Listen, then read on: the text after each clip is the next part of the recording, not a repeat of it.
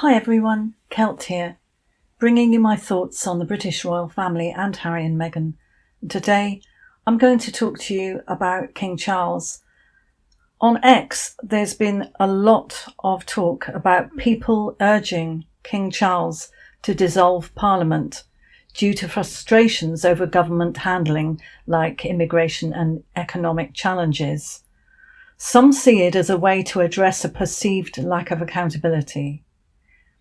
Users like Lady Britannia and P. Westhoff are really going for it, saying that Prime Minister Keir Starmer's government isn't delivering.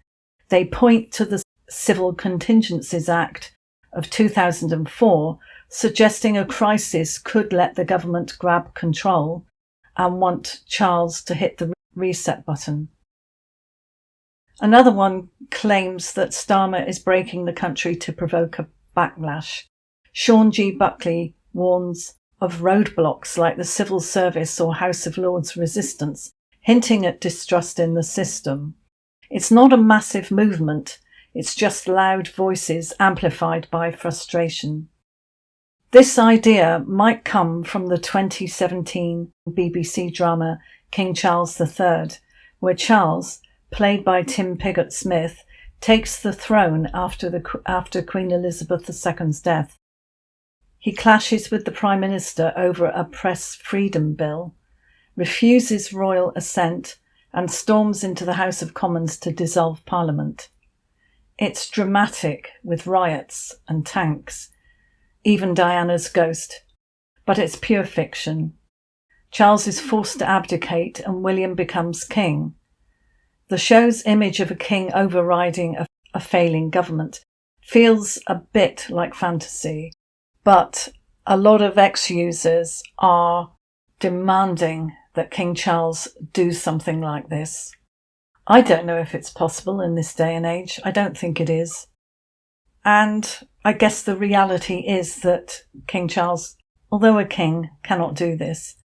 The UK is a constitutional monarchy and the king's powers are ceremonial. Dissolving Parliament is a prerogative power, but only on the Prime Minister's advice. Like when Rishi Sunak requested it in May 2024 for the July election. The Dissolution and Calling of Parliament Act of 2022 says it's the Prime Minister's call, not the King's. The Lascelles Principles from 1950 let a monarch refuse dissolution in extreme cases, like if Parliament's functional or an election would hurt the economy, but Charles initiating it is not likely to happen. It would spark a constitutional crisis and also break centuries of tradition. So the last monarch to actually try anything close to this was Charles I in 1642, leading to civil war. Today, the thought of Charles storming the Commons, well, it would be chaos. It wouldn't be regarded as progress. A hung parliament with no majority party does not change this. The king might meet party leaders to find a government, but dissolution is still the Prime Minister's decision or automatic after 5 years. The Commons could vote for an early election with a 2/3 majority, but the Lords have no say. It's not their role. And all this demanding on X is only reflecting the distrust in the Prime Minister's government. It's more frustration than an actual plan. The drama I talked about, that TV drama about King Charles storming the Commons, it was a brilliant film. I recommend anybody to watch it. It's absolutely brilliant. And it does make him a hero for stepping in.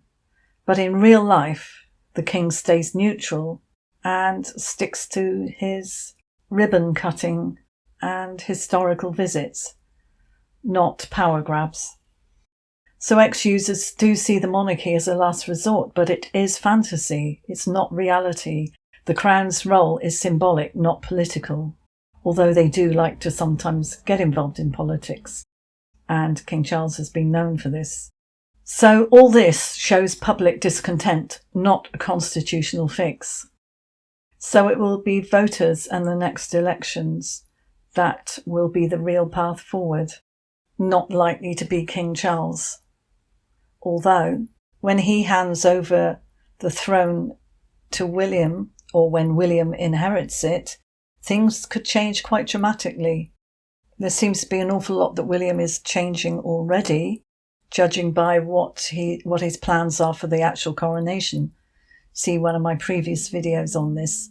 And yes, I don't think we're going to see anything major happen with King Charles. I think he'll just go about his duties and until he's no longer the king. So let me have your thoughts on this. Thanks for watching, and I'll see you in the next one. Bye.